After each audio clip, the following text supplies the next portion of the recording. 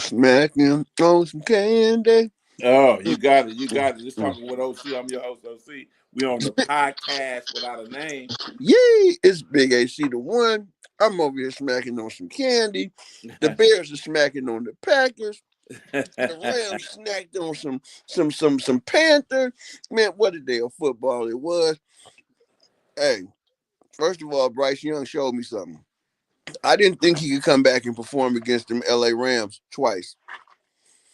Yeah, I didn't yeah, I yeah, didn't yeah. think it was a legitimate exploitation of the Rams' weaknesses the first time they played them. But I'm smacking on some candy. Yeah, the, And the Rams the Rams got out of there. Uh, they got out of there with with some good momentum change at the end. hey, They got out of there with a momentum change. they did, but I'm gonna tell you what, their hearts was beating in the fourth quarter. Yeah, yeah, Man, yeah. their hearts was beating in the fourth quarter, But the, and they should have been. but the quarterback on the other team and the play calling was Yeah, was garbage. When you in a position to win something, yeah, you have to dig deep into a man, play call in your play call. And I think they don't run the football enough in those yeah, situations because you gotta balance, keep them on their toes. Balance, yeah, balance. That's yeah, what the word I was looking for. You still gotta be balanced.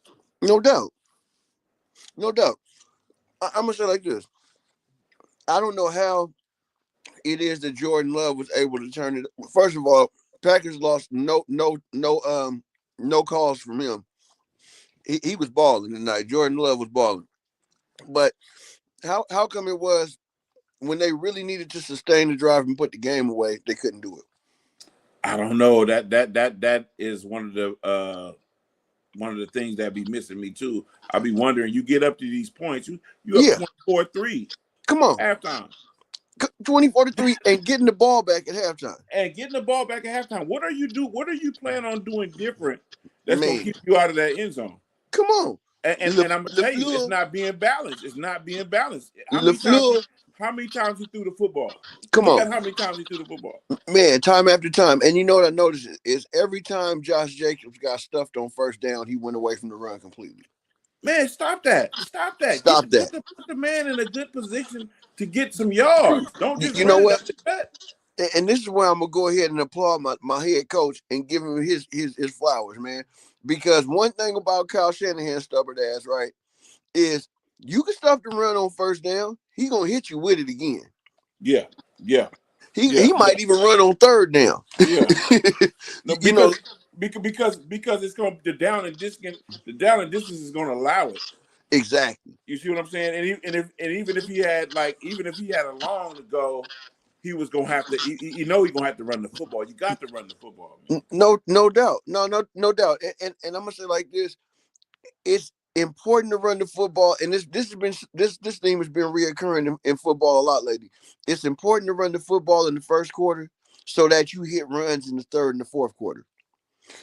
Even when you think that the run ain't working, oh, it's working because them Yeah. dudes got to chase, they got to hit, they got to push, they got to grind, they got to get in the trenches, right? Mm-hmm. And the more times you go ahead and batter ram into that defense, I don't care how good they are against the run. You setting your offense up to probably have a little success going down the road. Look, I think we got a special guest, ass man. Is he coming in? Yeah, he'll be in a second. Okay, okay, okay. Yeah, no, we got a special guest coming in Yeah, who he does his own show.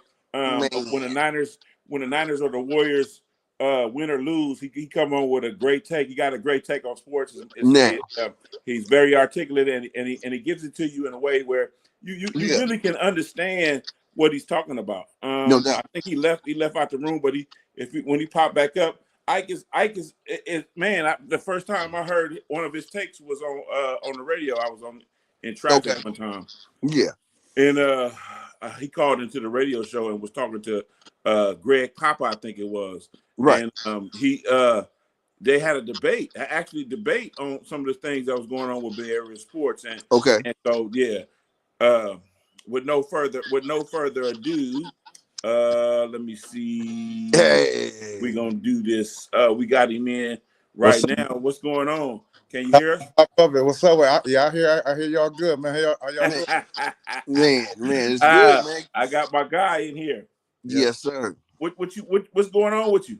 Oh man, a little bit of nothing. Just finished watching that game. I know both of y'all was tuned in to that Yeah, comeback, and it was show enough an epic collapse by the Green Bay Packers, A man. collapse. man. No doubt. The one thing that they proved is that LeFleur does not have what it takes Well, to close it out. hey, AC, I'm glad you brought him up because I really think his job is in jeopardy after this loss. Mm, I wouldn't be mm. surprised. You know, because it was already Especially after Ben Johnson came to his inaugural little press conference and said, "I'm looking forward to whooping his ass twice a year," and did it. Yeah. Well, you know what? I mean, the thing with Ben Johnson, I think he was pressing a little bit Yeah, earlier yeah, as a play caller. I think he was trying to force the issue. I think they should have yeah, went for three earlier yeah, when yeah, that fourth down call. If they go for three back then, the game, they end up winning it, but I think you got to get points in playoff games. You can't yeah. leave No doubt. field. No doubt. You know what's funny, right? Is he's really one of the coaches that's spearheading this movement of the analytic driven, decision making. Yeah. That's all good and everything, but at the same time, there's a structure to football, especially when you get to playoff time, that you got to stick to the script, man.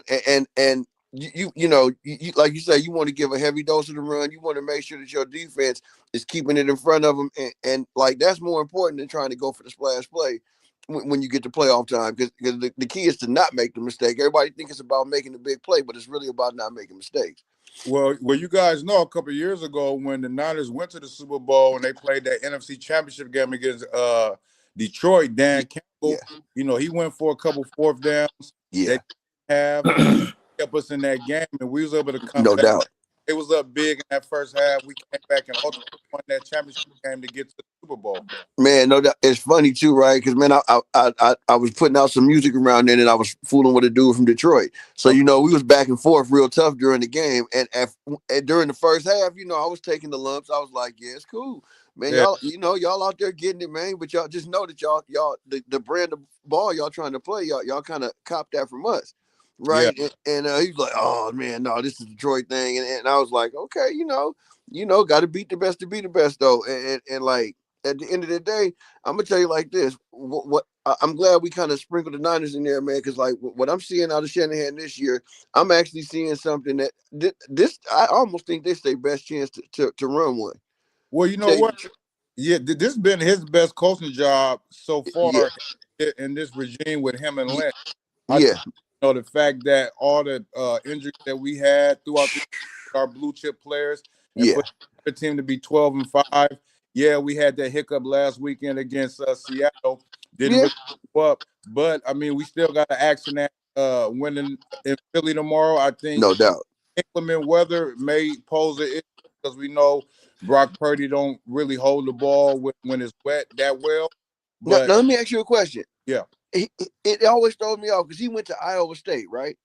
yeah, yeah, yeah, And Iowa State, they got that kind of weather, no doubt. yeah. Did they play in a dome? Was they home stadium a dome No, or outside, I mean, that's a good point you bring up, AC, because because he was putting up numbers? yeah, and he played big time college football. I mean, he was in He the did. Big Ten. He played against a lot of blue chip teams, and Yeah. he had a comeback. I believe in his junior year where they was down like 21, and he Right. came back and won that game. And I watched that game because they was playing, I believe, Penn State, somebody, Yeah.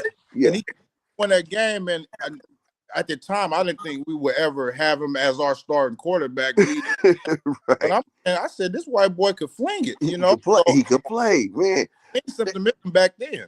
Yeah. No doubt. So every time we get to talking about inclement weather and his performance, I'm like, man, why can't he do what he was doing when he was playing in Iowa? Right? Yeah, Because I mean, shoot, when you looked at it, I mean, I think, shoot, he was rated in the top 20 passers his last 2 years as a starter yeah, in definitely. in the nation. And man, you talking about all these Trevor Lawrences and whoever else was playing at that time. He was right there sticking it and moving with the best of them. Yeah, he was. And I mean, you got to look at what happened in the draft. He fell to the Yeah, last pick of the draft, and man. now with that big contract, got the bag. Yeah, Right, suffered turf toe this year, but he man. been healthy. And I give us a puncher's chance tomorrow. I think we a live dog. No doubt. And I'm gonna tell you why though, right? Because man, injuries happen. Like one thing you saw was this. It was a lot of Bears getting hurt in this game. Oh yeah, Right. definitely. I mean, a lot of cats getting wheeled up out of the stadium, and I'm like, man, that's kind of new territory for them. They gonna have to figure out how to be next man up and do that at a high level. Well, Or, getting back to this game tonight, now we seen what Caleb Williams did all year. He had yeah, 6 come from behind wins no prior doubt. to this win tonight. And me and my cousin, we got a little parlay going. We Right. went off on a parlay ticket. So I took Carolina and the Rams over, which it went over, Yeah. and took Bears money line. So when it was 21-3 in the first half, Yeah. it was like, man, we not even living the fight tomorrow. Right. Yeah. Right. Look what I tell him. I said, bro, Caleb Williams will come back in this game. I don't know if Yeah. they're going to win, but he's Right. going to give him a shot, and they Right. pull it out, man. Yeah. You know, Yeah. it's funny. He actually seems to play his best ball when he's behind. Mm-hmm. Right. When he chasing the ring, man, he can make incredible play after incredible play. You can look at his completion percentage and see that his consistency is what's holding him back from being that dude right now. Yeah. Because them ridiculous throws he made, man, he made a play where it looked like he was skipping and hopping or something and falling over to the side, dog. And I mean, threading it over the top of the linebacker off balance like that. Not too many people making them kind of plays. And What you so do? Go ahead. I would just love to see him be able to pull it together to add another 10% to his completion percentage. Because man, he'll be getting talked about like Mahomes if he could. Yes, sir. What you do most? What you do best? The No Bears. doubt. The Bears been doing playing this type of football. Yeah. Yeah, yeah, So I when I was looking at the first half, I was like, okay, all you got to do is score some points. Mm-hmm. Hold on to the yeah. ball and score some points. And so they did that. They did that. They put themselves in a position to win the game. And I always thought that the quarterback for the Green Bay Packers is not that type of that 2-minute type of offense quarterback. He's not there yet. He's not Yeah. Man, there. actually, So, Jordan Love was looking good before the center got hurt.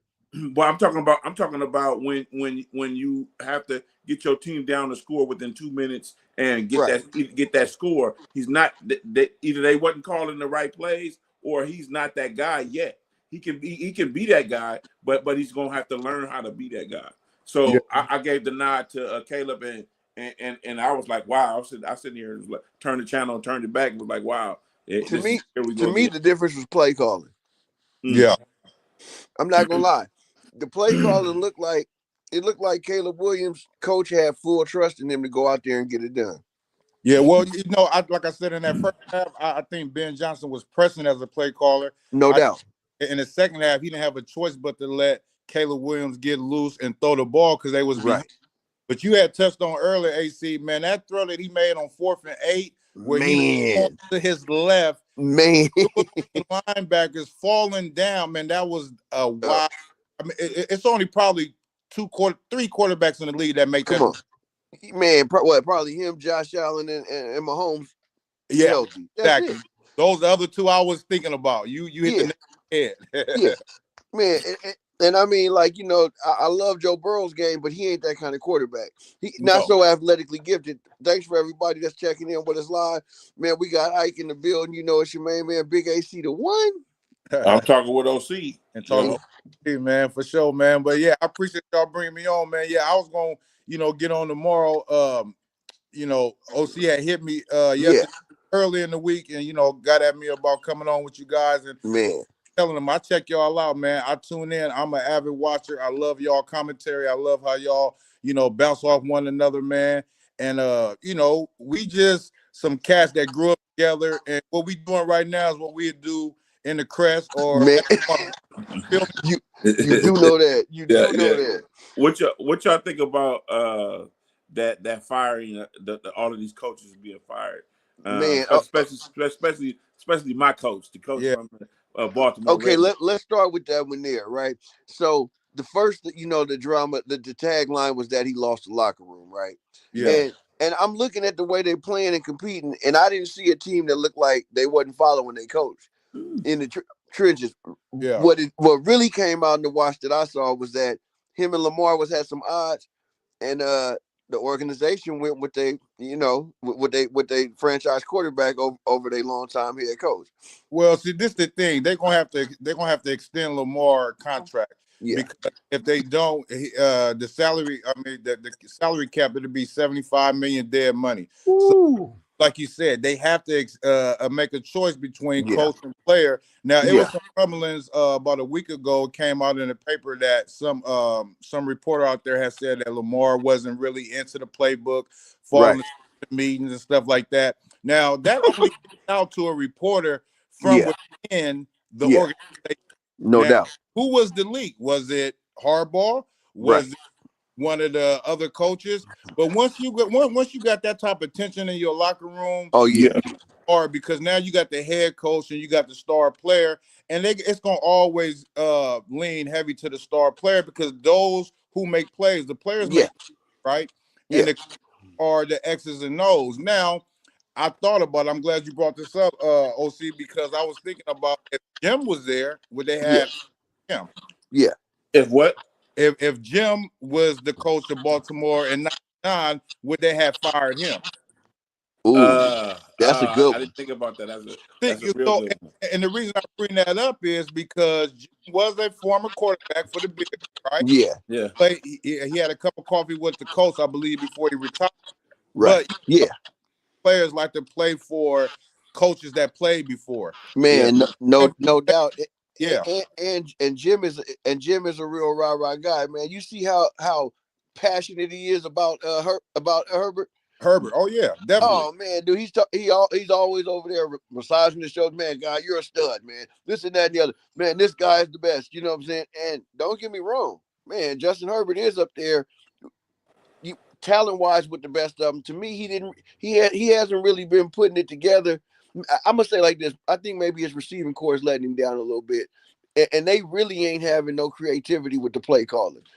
But the thing that got me it was done over the phone. Over the phone. hiring was done over the phone. Yeah. Wow. And this is the report that I got from I forget the guy's name, but he was on one of these shows, and he has sources inside the team, and it was done over the phone. And Wow. he said that Lamar was called by John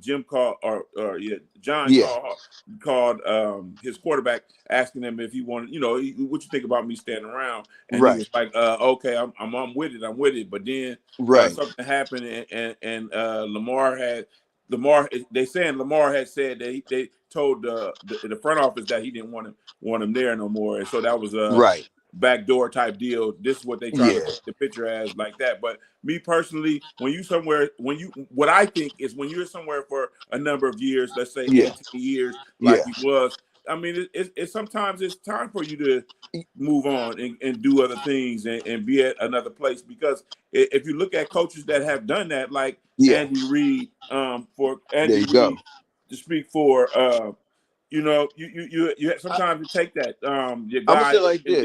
your guy in Denver, that's having success right now. Sean Payton. Sean Payton. You know what I'm saying? It's time for you to go. It's time for you to hang it up, because doubt. It's not going your way. It's not going their way. Right. And you're quiet as it's kept, you're unhappy with some players. Period. Like their commitment to the program. I'm gonna say like this. I don't feel like he lost the locker room. I do feel like he had lost Lamar quite a bit ago. Yeah. The play calling sequences, man, and like I'm gonna say like this. It was getting stale, but I do feel like John Harbaugh is the hottest, probably coaching candidate out there on the market right now. One other head coach I wasn't too happy about seeing get fired was Raheem Morris too. I felt like the Atlanta Falcons really closed the season out strong. They did. If anything, as much as I like Michael Penix Jr. and I think he got the potential and the ability to be a long-term starter, he let the team down this year. When you look at the kind of performance that Kirk Cousins was able to put together, and he's just a basic stand in the pocket quarterback. It ain't like he did nothing else special, but what he did was he kept the team on schedule. Yeah. Right. Penix thing. was looking for the big shot all year, and I think he's gonna have to learn how to check it down a little bit. And like that's something that you get over years and experience, and getting to play. So hopefully he do get some reps. But I didn't like seeing Raheem Morris get fired, man. I thought they closed the season out on like a 5-6 game winning streak. They did, but the thing about Penix, he has suffered 2 ACL injuries in college. Yeah, so, absolutely. Third one, I think that the reason why they let Raheem go is because he was giving him the vote of confidence to be the starter over Cousins, and then they had to keep Cousins because of that big contract. Exactly, man, dude. To be paying a backup $40 million. Yeah.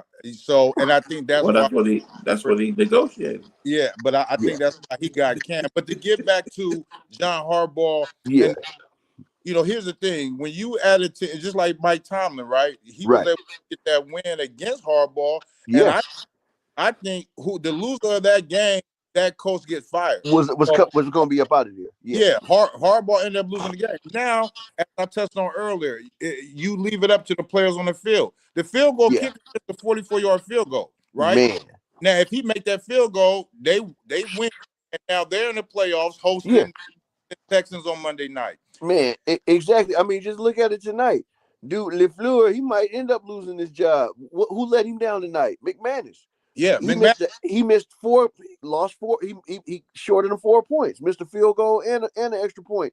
And the field goal was pretty routine for nowadays when you got dudes kicking 60-yarders every other week. Yeah, it was a 44-yard field goal. 44-yard field goal. That's supposed to be well within a professional kicker's comfort zone. Oh, yeah. I mean, you're supposed to make them with your eyes closed. But getting back to the Ravens, OC, I'm going to tell you this. I think the season was disappointing when you finished 8-9, right? But not only that opening game against Buffalo when you up 16 and you lose that game, I think that derailed the whole season. That was a microcosm of how they played out. You got Lamar hurt.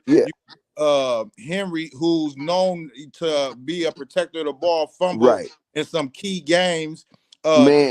Twice down the stretch. Exactly. And I think that, because this team was preseason favored to be either in the AFC Championship game or the Super Bowl.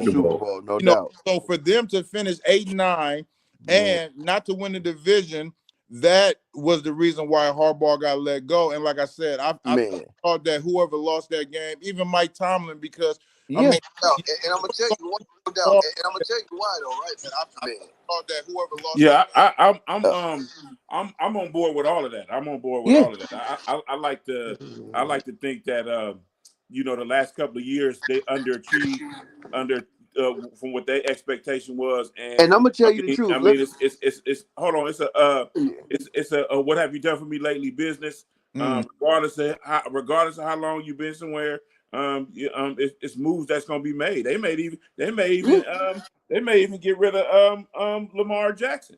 Yeah, maybe, but when you go ahead and show him the vote of confidence to cut your head coach over him 16, 17 years, I think the ownership is behind Lamar. What I will say is this: the last 2 years down the stretch, it seemed like Lamar took some key games off that I felt like, dude, if you're really trying to win a championship, you go out there and you make you appear in them games. Exactly. It was some games where he was okay. They say he coming back from a hammy, didn't play from the pocket, dude. But you the best shot out there with your arm, your whatever. But go out there and play because you an MVP caliber. You know what I'm saying? Talent. The reason why I say what I say is because his contract has to be renegotiated. Yeah. That's the only reason why I say that. If his contract wasn't in the situation that it's in, regardless of the vote of confidence that he got from the front office, he has to negotiate, right? And if he don't negotiate, like if it don't go like it's supposed to go, he's got to go too. Well, he's his own agent. He don't have an agent. That's what I'm saying. That's what I'm saying. His mama take care of that. But what I'm saying is, if he'd rather be somewhere else, those negotiations is not going. not Yeah. not gonna go Hey, like they're look, supposed to. I don't want to lose y'all. I'm gonna go plug my phone in before Yeah. then I get Okay. come off camera for about about a minute. All right. All right. All good. So OC, what you think the Bears' chances look like going forward? I think the Bears got a good chance going forward, but Yeah. they're gonna have to not start so slow. Right. No doubt. No doubt, most definitely, because you playing some other teams that could really cook. I Yeah. mean, you got the Rams offense left in the game. You got either the Niners or the Eagles left in the game. I mean, shoot, Seattle can cook. I mean, all them teams can cook. So like, yeah, and shoot, going into Seattle, you definitely can't afford to start off slow. You cannot, and it's going to be a big game changer Yeah, deal if they do. If they want to start off like that, no that's doubt, what's going to happen, and they're no not going doubt. to go too far. Seattle got the most dominant looking defense to me out of all the teams right now. Yeah, Right. but see, it comes down to that, like y'all say, that play calling, man. The play calling, and it comes down to these players at these positions recognizing what they're supposed to recognize, because it's been a lot of people that have it's been a lot of people that have blown coverage. Yeah, right. No, but it was so many blown coverages tonight against the Bears. I'm in the second half. I'm sitting there like, bro, I swear they say it's a blown coverage every other play. Blown coverage, and so what that tells me is that they need to watch some film. No doubt, and be in better position. And I mean, shoot, not only are your players out of position, but it seemed like maybe some of the schematics wasn't right too. Like you say, play calling, man. Like you got to be a defensive play caller just like you got to be an offensive play caller. He wasn't really mixing up them coverages enough to confuse Caleb Williams. Caleb looked real comfortable. Bro, I would have been covered coming Man. after. I would have been coming after Caleb.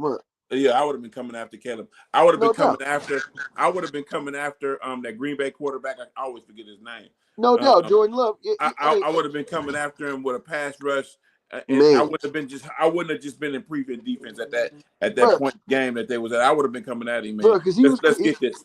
Because he was damn near carving them up. You get an injured player, that's a 10-second runoff. Bam. Then you get another you get another penalty that backs you up and takes your offense off schedule again. And one thing I'm gonna say is, like, Jordan Love can sling the ball, but Green Bay, there are no drop back 40 time type of team. Yeah. Like their offense ain't even set up like that. You know what I'm saying? And like when you run that kind of scheme, you got to incorporate your running game to a heavy dose and degree. That's like being a boxer that's not jabbing. That's not using their jab, bro. And you keep getting beat to the punch when you throw that hook. Why won't you throw the jab? Y'all still hear me? Can y'all hear me? Yeah. Okay. Yeah. Back strong with it. So, what I wanted to talk about tonight is the game of the week tomorrow, which is that 49er game. I think that 49er game is going to be a test of how far y'all want to go. Right. You know what? It's going to say a lot about how far we are prepared to go in this playoffs, right?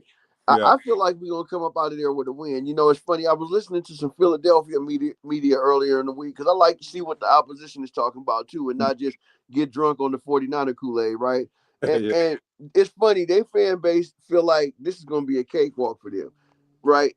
I feel like they better stop that. I feel like Brock Purdy want to tear that ass up. Yeah. Well, let me tell you this. Let me tell you this about this game. I wanted to touch on. I know we get to the Carolina and Ram game in a little bit. Yeah. But as far as this game tomorrow, now there's one thing about the Philly fan base. Right. They will turn on you in a hot second. In a hot heartbeat. Hey, if y'all remember on Black Friday, day after Thanksgiving, when this same Chicago team that just beat Green Bay tonight, they went in there and ran for over 200 yards. Yeah. Both backs had 100 apiece. Yeah. And that Philly crowd was boo-hooing them all.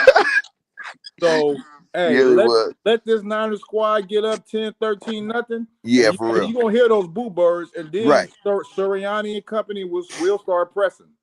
Yeah, they will. And I'm gonna say like this: if there's any team in this playoffs that ain't set up to drop back and just pass the ball, it's them. Yeah, it's them, and they got explosive. They got explosive receivers. But I'm gonna tell you what, man, Hurts got a sweet deep ball. But his intermediate throws, he don't really got that like in and over touch in that intermediate game. So they leave a lot of plays on the field. You know, a lot of routine plays on the field. Man, well, if Salah can figure out a way to come back to hit him in the mouth once or twice while he's dropping back, we won't have to worry about him too much. Well, see, this is the thing in that game. We're gonna have to steal some possessions, right? No because doubt. they rested their starters in week 18. Yeah. They end up losing to Washington 24-17. But Right. you got a healthy Saquon Barkley. I mean, Right. arrested Saquon Barkley. You got arrested Hurts, Devontae Smith, as well as AJ Johnson. So, you know, these guys are going to come in with a lot of gas. They're going to come in with a lot of momentum. Right. Like I said earlier, the weather supposed to be play a part in it as well. Right. So I think the Niners need to rely on the running game a little bit, control the TOP, and you're going to have to steal some possessions from this Philly team because at the end of the day, just like we seen tonight in the Chicago Green Bay game, home field matters in the playoffs. Yeah, if this game tonight was in Green Bay, Chicago would have been done. Yeah, and I'm gonna say this too, right? Sirianni is definitely one that will give you some turnovers in the turnover on possession game too. Yeah. Right. And that's another way that we can throw a couple of gut punches and steal those possessions. Not even so much having to generate an interception or a fumble. Which we haven't did really all year. Right, exactly. Be stout. You know what I'm saying? Basically, be stout against the run. I'm expecting to see some 5-man fronts tomorrow. So let's talk about who the 49ers is getting back off of injury. Who are they getting back? Trent, Big Trent. I see Trent sitting over there. I'm like, man, see, that's what I like to see. I want to see players like that get back in the game. Yeah, no doubt. They're getting Big Trent back. They even brought, you know, they brought a couple of people that's been around on the practice squad for a while. So I'm expecting some familiarity with the people that they brought up. Ricky Pearsall probably a no-go tomorrow because they brought up a receiver, Tariq Smith.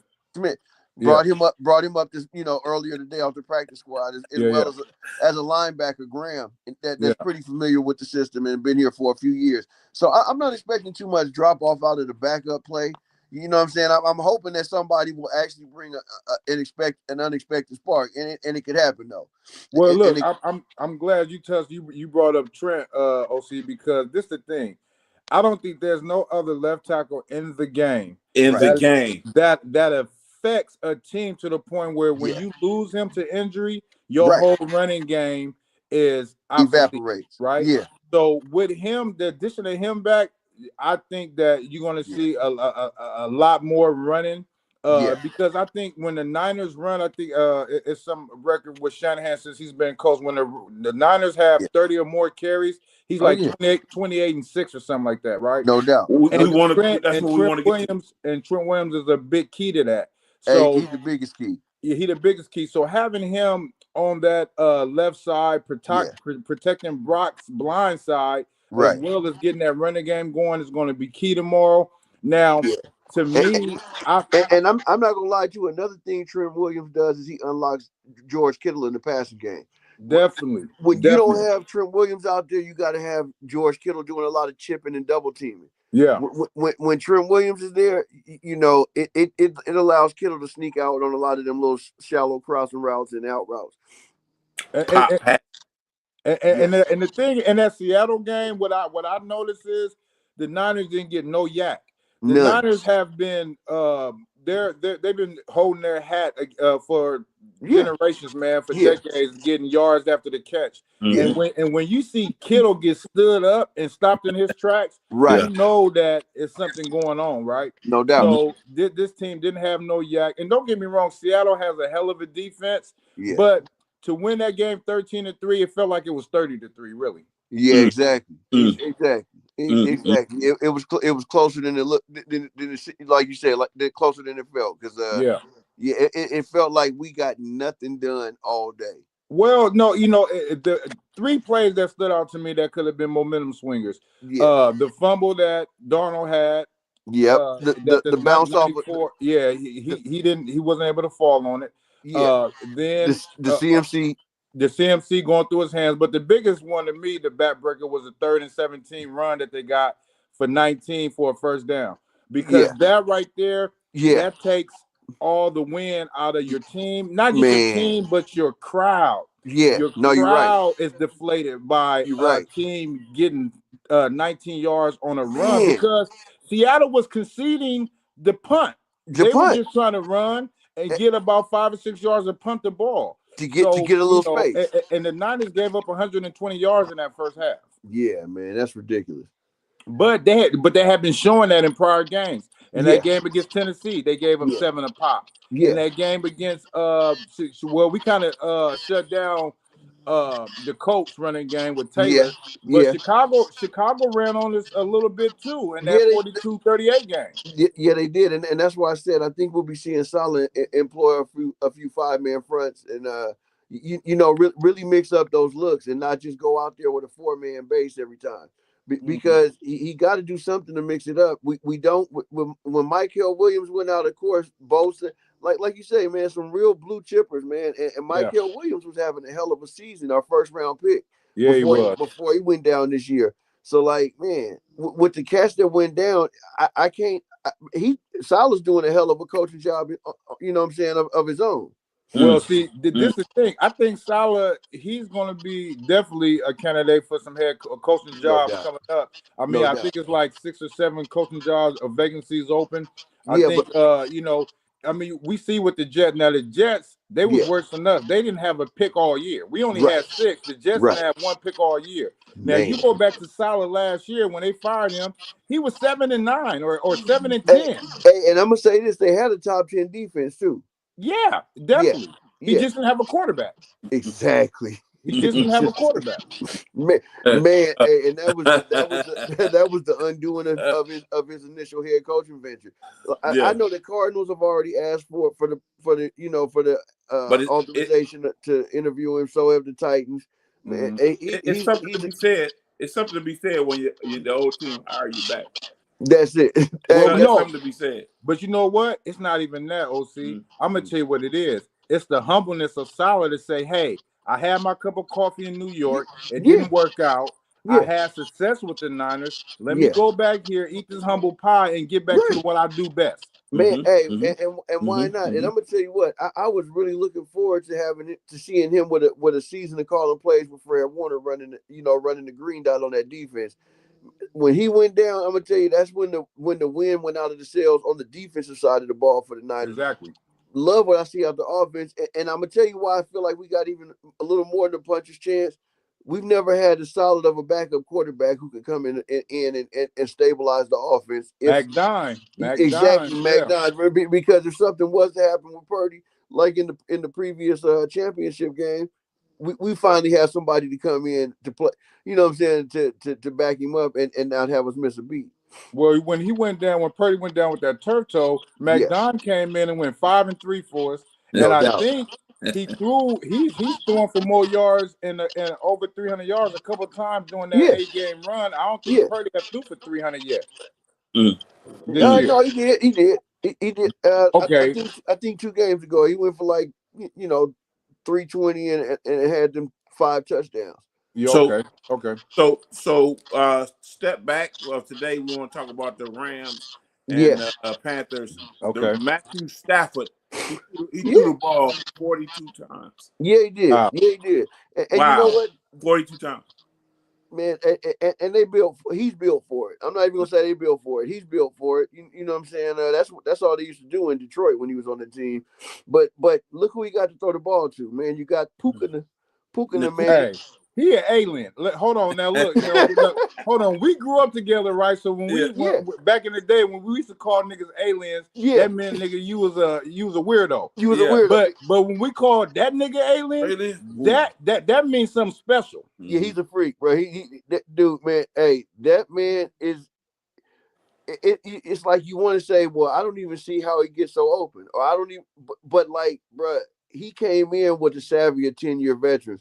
And like, man, you know, he went to school with Fred Warner, brother. I mean, him and his old Fred Warner and his older brother was tight, so they already connected. And man, you can see that pedigree when somebody been exposed to the professional game before they get there. Like, man, dog, he took full advantage of it, and he humble, but he hungry, bro. And I ain't gonna lie, they got one with him. Like 111 yards, 1 touchdown. No for doubt. Puka? Yeah. That's what he had.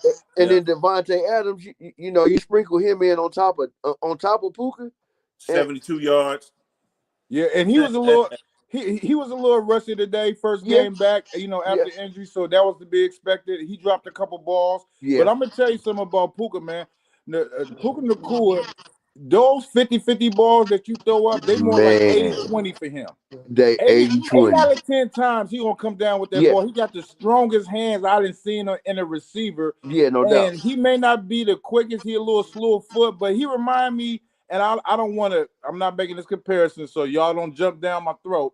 But as far as Jerry Rice Jerry Rice was a 4.5, right? Right. He didn't have the breakaway 4.2, 4.3 speed, but when Jerry Rice got in space, he beat you every time. And Puka has that same ability. But see, you know what though? So you just saying, you just talking about the ability, not the ability to just the ability. Yeah. No, that's one of the things that he had. But this is what I want to say too, though. Every tick of his time shows up on tape. You know what I'm saying? On the field. Like some cats running 4.2, bro, and their game speed look like 4.6. Yeah, exactly. Right? But his 4.6 looked like a 4.3 when he pulling away from you. I've never seen him get run down. No, and there's a thing about him too. He plays with a cerebral approach. So him and Stafford, they on one accord. So it be times where everybody in the stadium know it's going to Puka, and they still get it to him. They still get it to him. But like you say, he's so ridiculous on the 50-50 balls. And on top of that, right, like, man, he fully understands that his size is what he's using, right? Bro, his body positioning in front of you, like, he box out like a power forward. I like that they pairing. I like that they pairing with the Palo Alto kid, Adams. I like how they pairing with him. He's from East Palo Alto. Y'all know that, don't you? Yeah. So now, look, Adams led the league in touchdown reception with 14 and missed the last 4 or 5 games. Yeah. So he could have had 20. Now, do you think he's going to McVay and being like, man, dog, when we get down in that red zone, I need to be the number one? Nope. No, I think it's because if you look at Puka had a lot of yards, but I don't think he had double-digit touchdowns this year. No, he didn't. Yeah, he didn't. No, but you gotta understand what you got on your side, on your offense. I don't think he can go to him and say throw it to me. His actions that have been put on display that says you better go to that. You better go to that guy down there. I'm not gonna lie to you. Devontae Adams is always his whole career. He's had one of the best get offs. I'm talking about just getting off the line, press man coverage, whatever. Dog, the way he sets DBs up, bro, is like he could probably do this till he about 45, 50. Man, bro, he ain't even winning routes with his speed or nothing. He winning routes really with the velocity of his get off. Yeah, and the thing about Devontae Adams, he runs precision routes to the point where he makes the DB he put him on skates. Yeah, you know no doubt. So he got great hands too, as well as Puka. So Stafford got 2 1A and 1A receivers out there, and you don't have that. Like back in the day, the Niners had Jerry Rice and John Taylor, and John Taylor didn't get a lot of shine because of Rice was so prolific, but John Taylor was a beast. John Taylor was a beast. I'll never forget that. Pick your Monday poison. night. Pick your poison. Against the Rams. That Monday night game against the Rams. Look, I couldn't even get it out. Man, bro, you already know. It was straight ridiculous. Let me take a second. I just wanted to wave back and say what's up to Deborah. You know, she always tap in. Oh, yeah. Man, and I can't see the feed. We talk Niners. So. Yeah, I can't see the feed. I only see you and AC right now, Sam. Yeah, sure. I can't see no comments or anything, but it's good, though. Yeah, but bro, but like you say, John Taylor, bro, was so ridiculous. I ain't gonna lie, he almost could have been the Super Bowl MVP, the second Super Bowl him and Rice played together. against Cincinnati. Yeah, against Cincinnati, man. Yeah, like dog, man. Remember, he he was, caught the skinny post from Montana to seal the yes, game. the one that put the game away. To put it Exactly. away. Yeah. Man, and I gotta say, like, I swear that Roger Craig don't get his due, man. I want to see Roger get in the Hall of Fame. I swear, I think that fumble against the Giants in the playoffs haunt his whole career. But look, and Sam, I don't want to get off on a Niner tangent on your space. So we gonna get back to Carolina and the Rams. But I just gotta say this because you brought up Craig. Man, it's a travesty that this man is not already in the Hall of Fame. Bro, I agree. First to do 1,000, right? Bro, and that's the mark. We almost had McCaffrey do it again. He fell short about 87 some yards. Well, he didn't have a big reception game against Seattle. Right. But I mean, Roger Craig, it's a travesty. And you could be right. I don't know why they blackballing him because he seemed like a humble guy when he played. Like, why is he not in the Hall? Yeah. Bro, hey, who wife did he take down, right? Because that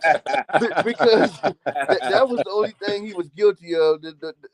I do remember after he retired, man, it was a chick I was dating, and he did some underwear ads, right? Bro, I wanted to throw her across the room. You know what I'm saying? She was on Roger Craig. Yeah, Roger, you got to get up in there, Roger. I used to really enjoy watching San Francisco games with my father. Man, he's a big fan until I found my team that I like to. That's what I was going to ask you, Cuddy. So why is Baltimore your team? Is it Ray Lewis? Was it before them or what? It was when Baltimore moved to Baltimore when they moved from to Baltimore from Indianapolis. Yeah, boy, you know how we used to get together and play Madden. At Doobie House. Mage House. And I came late. And so I had to pick what teams that was left on the thing, and I picked Baltimore. I've always been a fan of Baltimore ever since then. So that's my story. I'm sticking to it. But and the Niners did have my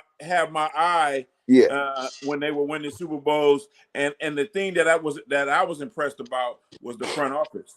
How the front office treated their players and how they enjoyed working there. Going to play football there. That's what I enjoyed about the Niners. The play on the field was just what it was to me. They was winning because of that. And you know what? I got to give it to the Rams.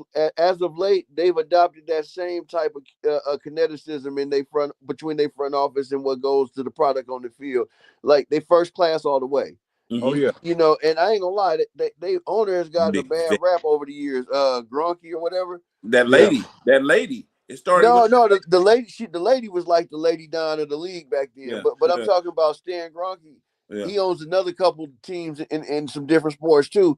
Yeah. Bro, he always get a bad rap, right? But he been first class all the way since they hooked up and got that Super Bowl in the pandemic season, in the pandemic year. Yeah, well, see, this is the thing. It's 32 teams in the league, right? Yeah. But it's a reason why it's always only a handful of teams that's really competing for Vinny, right? Right. So, you got 16, 17 maybe that really got a shot at getting Vinny, right? And had our shot to get Vinny against the Chiefs. Yeah, against the Chiefs. I think that last one in 23, I think that was the one that Shanahan, getting back to what Johnson tonight, I said he pressed. And I love Shanahan. I don't think that Shanahan should go nowhere, but I do want to say this. If I got one criticism of him, he presses as well in big games as a play caller. Right. Yeah, you're right. He does press. And you know what? It's like he's trying so hard to be seen as that genius play caller, right? When all you got to do sometimes is just stick to your structure, stick to your script. But he knows how to bring a plays. He knows how to bring like 1,700 plays out of a formation, out of one formation. Out of one formation, bro. You can't keep up with all of them. No, you can't, dude. And you know what's crazy? Like the run plays and the passing formations and the motions, dude, they all tie in together. And that's what I was saying, like being a team that's built for certain things. Like the Niners ain't built for dropping back 40 times. That ain't our best look. Mm-hmm. It ain't our best look. Our best look, it's like you say, 25, 30 runs, 25, 30 passes. Mm-hmm. If we can, but man, if it's 15 passes, get to them 25, 30 runs and be dominant with that and play defense that count for something. And that's Y'all remember in that championship game against Green Bay when Right. Mostert ran the ball crazy, had 4 touchdowns, Yeah. and Jimmy, I call him Dick Dirk Yeah. Diggler. Yeah. Yeah. Shanahan put his hands in his pockets. He only threw the ball 7 times in that whole game. Exactly, bro. Mm. And it was a dominant performance. See, like I think he needs to stick to it. Stick to his suit when he get there. Because when you try to switch it up because you're playing the big game, bang bang, no mercy. You know it there. Yeah, but when you try to switch it up when you're in the big game, that's when you basically don't you don't live up to your cue. Well, You know what I'm see, saying? this the thing about Shanahan, especially in that Seattle game last Saturday. Yeah, So, the West Coast offense is scripted plays. no First doubt, 15, 20 plays is scripted. no Thing doubt. about Shanahan, you have to deviate from the script when you Right. see that it's not working. What- It wasn't working against Seattle. Right. They was aggressive, and you got to counter They that were. aggression. You got to Yeah. run draws, counters, Yeah. quick slants. He didn't run none of that. Oh, see what I tell you. I said, man, we got our ass whooped in the trenches both ways on Yeah. this one, Yeah. and we did, bro. They line play had us looking goofy, and there you go. Big Trent wasn't there. You know what I'm saying? And of course we can. I don't make no excuses. The defensive line didn't show up and win no battle neither. So you can't get whooped on both phases. No, and we got thoroughly outplayed. I tip my hat to Seattle, me and too. that coach over there, Yeah, he a good one, man. and he is a good one. And I'm gonna say the fact that they only scored 13 points shows the job that Salah's doing. Yeah. Oh yeah. yeah. I always say that. I always say that that man bend but don't break. Yeah. Teams touch the red zone. We do always seem to make a play, and that's why I say I think Sirianni's gonna give us a couple nuggets. We just got to do something with it when we get it. So y'all did y'all know that Young he threw the ball 40 times, 264 yards, right? A touchdown. For Carolina. Yeah, for Carolina. Yeah. Okay. 40 times. Bro, hey, and I'm gonna tell you what, I didn't know he had it in him, man. Not to go toe to toe with Matt Stafford, but he really did had his team in position. I was watching that. It came down to that last 2-minute drive, man, and I knew Stafford was gonna do it. I really almost turned the game off because I'm tired of seeing the Rams do what they was about to do to them boys. And I was like, yeah, get ready to get y'all heartbroken on your home field because them dudes is coming. Well, let me tell y'all this about that game. I'm glad we pivoted back to it because Young, I mean, he probably bigger than me. I'm 6'2", he probably 5'10", but we both probably weigh 180 pounds dripping wet, right? Yeah. I mean, he not a big guy, but he got a big heart. No doubt. And the thing about it is, they go into this game as a 10.5-point home dog. Yeah. That's why I told my cousin I was ready to take the points because I'm just like, this is a playoff game. You can't give a team. They finished 8-9, and that NFC South is garbage. But and you touched on it earlier, AC. Atlanta did play great going down the stretch. I think they won their last 5. So the fact that Morris got fired was surprising to me as well. Yeah. But getting back to Young, I think that they gave the Rams everything that they can, muster earlier today. Yeah. And if the Rams lose that game, I don't think the coach is on the hot seat, but they're gonna have to reevaluate some things because they got too many blue chip players out there to lose to a Carolina team twice. They went into Carolina earlier this year and got upended, and Stafford threw those couple picks. Right. And I think that changed the whole MVP momentum. I think he got it back. Now I think he's my MVP. Because Drake May was making too. Drake May was making a run for it, but I don't think they played enough top competition for him to beat Stafford out neither. So did Stafford? Did Stafford? He ended up with what? 48 touchdown passes this year. Yeah, 48 touchdown passes this year. Yeah. That's a pretty historic season right there. And I'm really surprised, man. Wasn't nobody too close to him. You know what I'm saying? I think Drake May might only threw about 35 TD, tugs this year. Now we're gonna talk about this. I don't know y'all want to touch on the games outside the Niners and the Eagles, but I like the Chargers as a live dog. Like you Yeah. just said, AC, I think Drake, the Patriots ain't really played nobody but Buffalo. They split Right. with them, right? Right. And Drake May, although he had a great year, when these lights are on in the playoffs, this is a whole different game. It's sudden death. Man. And that's why we love the NFL, because Yeah. in the NBA and the MLB, right, and even hockey, you Yeah. got 7 games, right? A 7-game Exactly. series. So if you have Exactly. a mulligan game, you can redeem yourself the next game. You Yeah. get blew out and you lose by 30 in the NBA. You come back and win a game. Now the Man. season is even, and you're Right. going back home with home court. Exactly. In the NFL, sudden death. You lose, you're Bruh, done. It's over. It's Right. over. And I ain't gonna lie, right?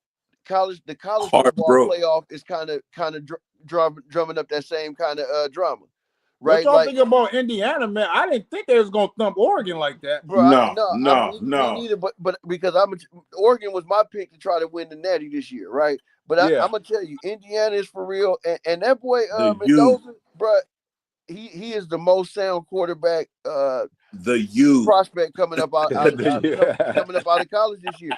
Yeah. Hey, the U gonna have their hands full, bro, and they playing at home too. Absolutely. Yeah, But It's the U. It's let me in the tell you Orange this. Bowl. Let me tell you And this they about starting Mendoza. quarterback is like a 7th year freaking yeah, Carson Beck. Carson Beck, bro. He Yeah. been around.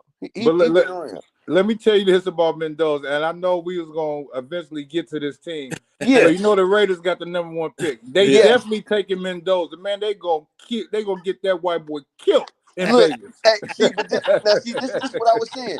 They need to take Mendoza, right? But the next 3 picks need to be offensive linemen. Straight up. But this is the thing, and I touched on this earlier about it's only a handful of teams out of the 32 that compete for Vinny every year. Right. This is why the Raiders don't, because you take Gentry out of Boise State, right, who plays in the WAC, who of course he gonna run for 2,000 yards in the WAC. Of course, he gonna have 30 touchdowns in the WAC.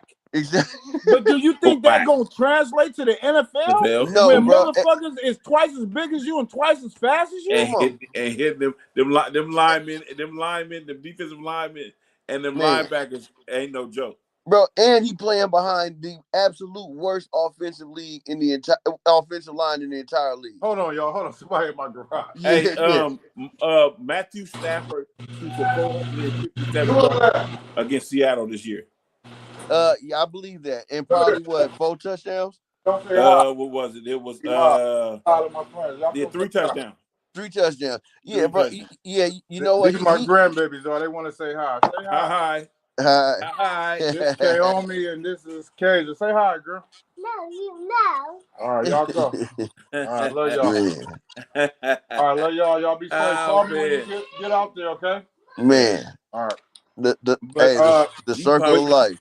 Yeah, man. Shit, I got 4 of them, and 2 of them, they here with me. They finna go visit my mom. Yeah. But no, as far as the Raiders, man, and we got some real cutties that's Raider fans. Man, you know, one in mine is Doobie. You know, we all love Doobie. But the Raiders, man, is just futility. Like I did my live a couple weeks ago after we beat Chicago.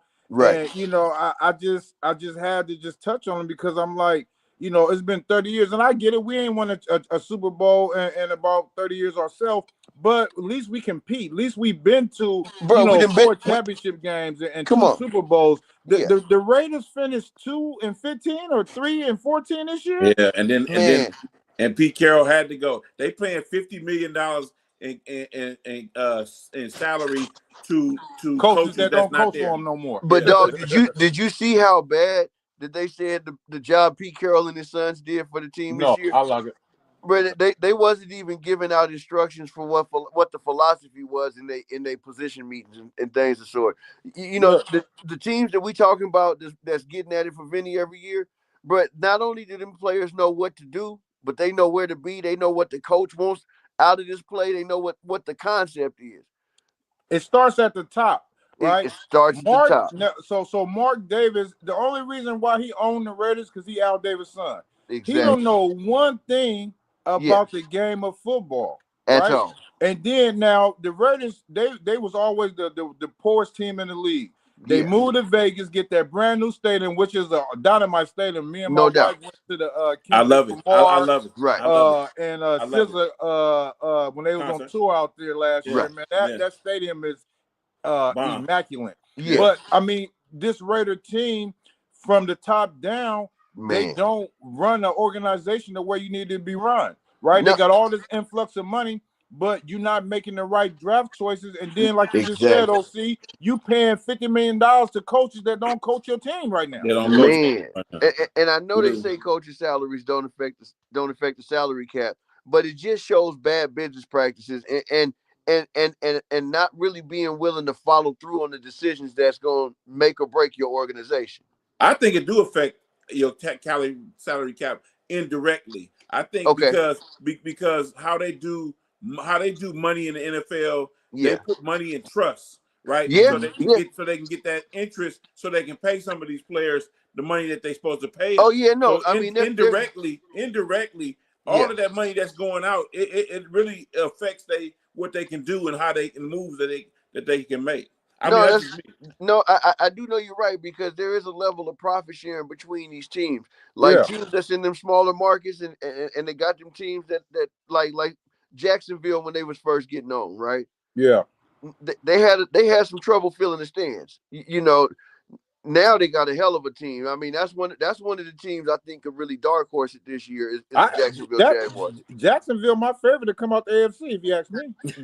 Man, no, bro, no doubt. I mean, like, Because and the reason I say that, because I think the light finally went off for Lawrence. You I know, think I believe that too. His first few years, 4 or 5 years in the league, he was hurt a couple years. Yeah, You know, but I think this year the light went off when they went into Denver about a month ago and thumped them in Denver by double digits. man. I said, "Oh, Jacksonville gonna be a problem." But they're gonna be a problem for real. And what they did is they finally got their coach. Yeah. Yeah. They got a good coach. Yeah. And then I know Houston got a good defense. I think they beat Pittsburgh Monday night. Right. You know, Stroud, he kind of had a setback as far as that first year that he had in the league. Right. He had that sophomore slump.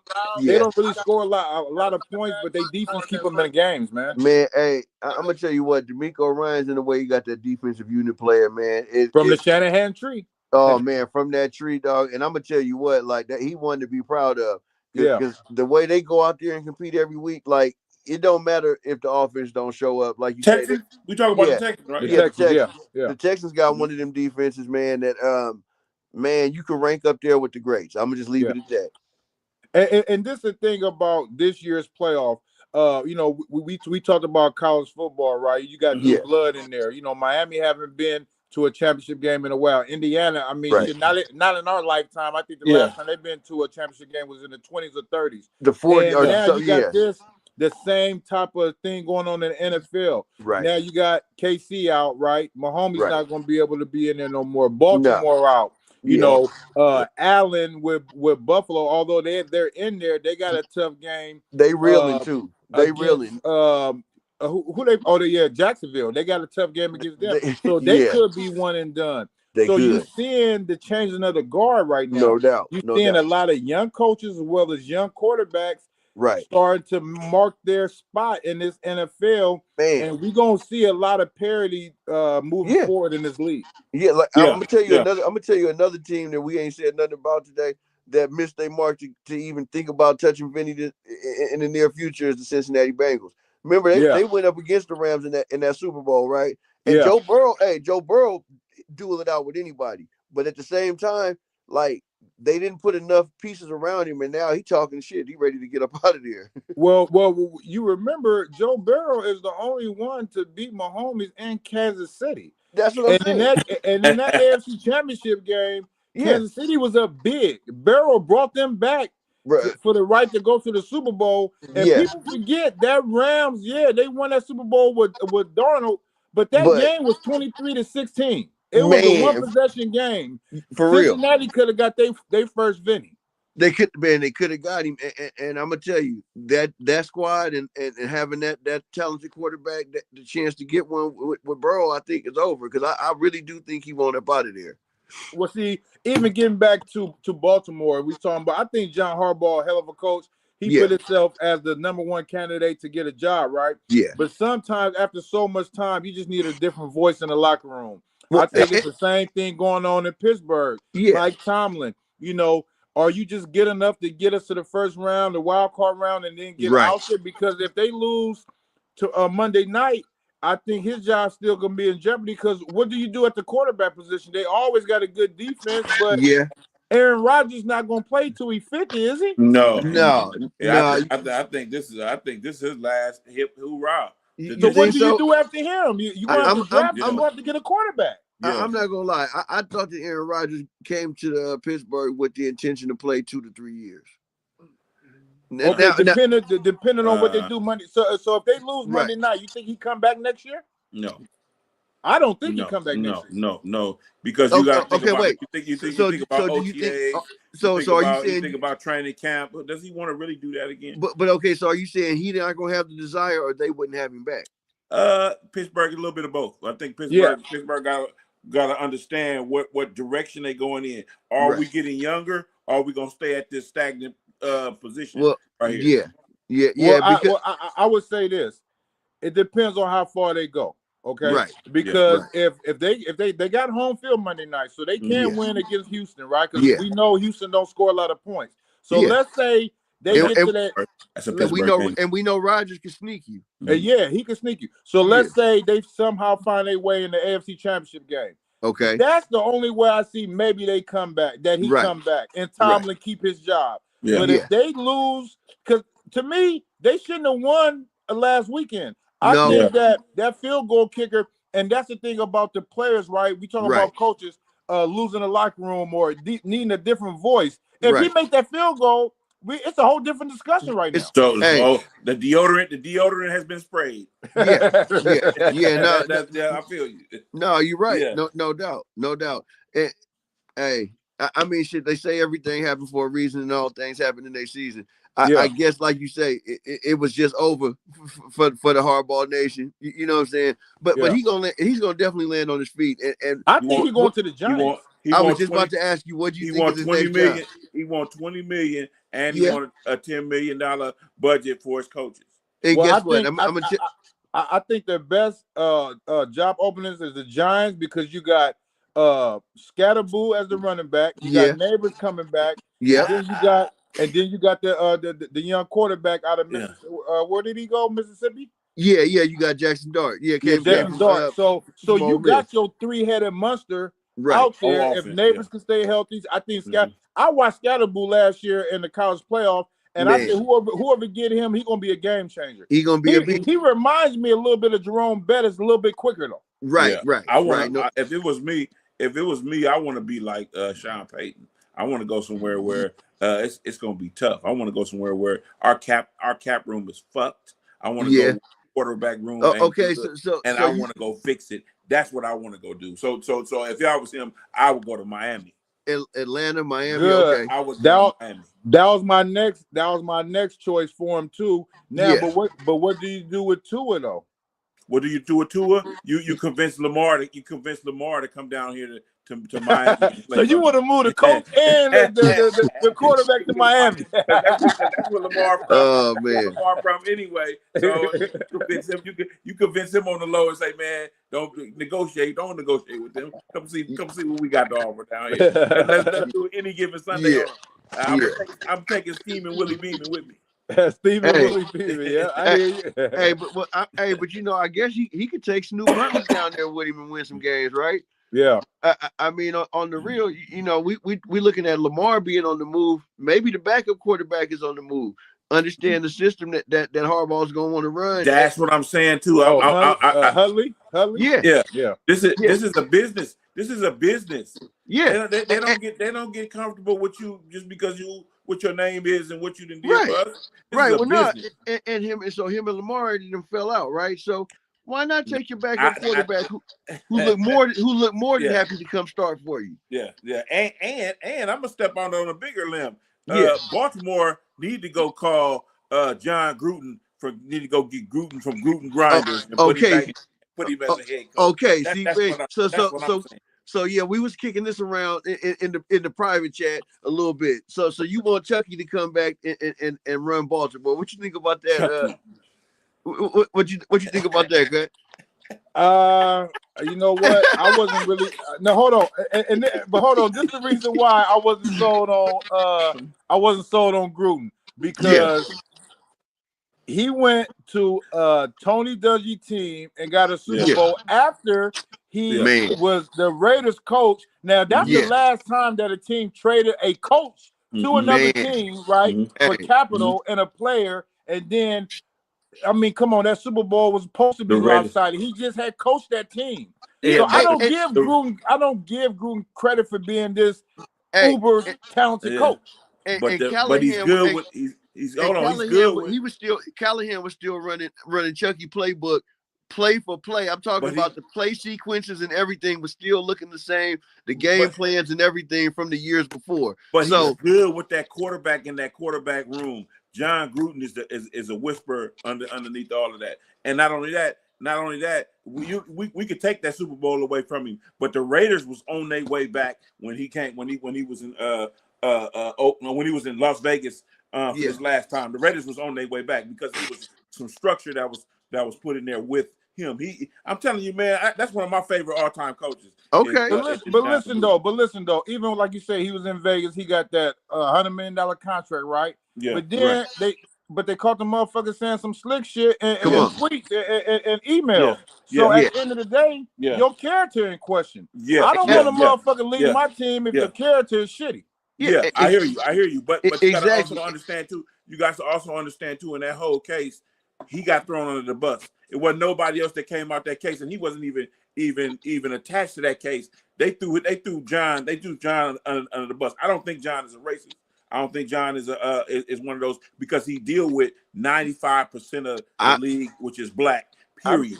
I'm not trying to frame him as a racist, but what I'm gonna say I don't think he's a racist. No. Yeah. I do think that he was a little careless though. Most definitely. And so that's something that you got to think about. That you talking about making this the head of your organization. No, right? I'm talking about just making the head of my coaching, coach my team. That's what I'm asking him to coach my team. That's what I'm asking him to do. Right, and be in lockstep with the GM. That combination. That combination. Yeah. Yeah, hey, I'm gonna say like this. He was making some blindsided move and making some real heavy, costly oversights. So you got to think that could translate to on the field. But I do know that Chucky is a 100% ball head too. He knows he knows the X's and O's. I'm not saying that. Have you guys ever watched his podcast when he? That's what I'm talking about. I'm a subscriber. Oh yeah, I'm a subscriber. Yeah, I play with you. I check it out. Yeah, I check it out sometimes. Yeah. And there's the thing about him. Like I said, I don't think that a lot of it was the mystique, right? They gave him the little nickname Chucky and shit. Yeah. He made the faces. The Raiders has always been the dark horse of the league, right? So all that kind of just fell into the umbrella and it fit, right? And then, like you said, he got the Raiders off. They started winning. Yeah. And then when you leave the team and you go to Tampa Bay and you still Tony Dungy's Vinny, to me, I'm glad that he got to Indianapolis to get him a couple out there. Me too. Or at least get him one out there. Manning, because remember, he got that Tampa Bay team to the NFC Championship and lost 11-6. To the greatest show on turf. Y'all remember that, right? And had to play with King. Had to run Tony King at quarterback. Yeah, Tony King. And that was the most competitive 11-6 championship game I seen in my goddamn life. Hey, for real though. For real. But I think the Baltimore, they're gonna go young. I think they're gonna go just like they did when they hired Harbaugh. When they hired Harbaugh, they went and got a special teams coach. I think they're gonna go young like that and just try to put it back together. And I definitely think they're gonna go with a young offensive mind, somebody that's a real up and comer. You know, I hope they don't go with Cliff Kingsbury. That's all I'm gonna say. Before we get up out of here, I just gotta say, y'all, don't forget to share and like this podcast without a name. Man, we got Ike in the building tonight. This shit, come on, man, talk about it, baby. Yes, sir. Yes, sir. Not that we jumping out, but I just had to say all that before we got up out of here.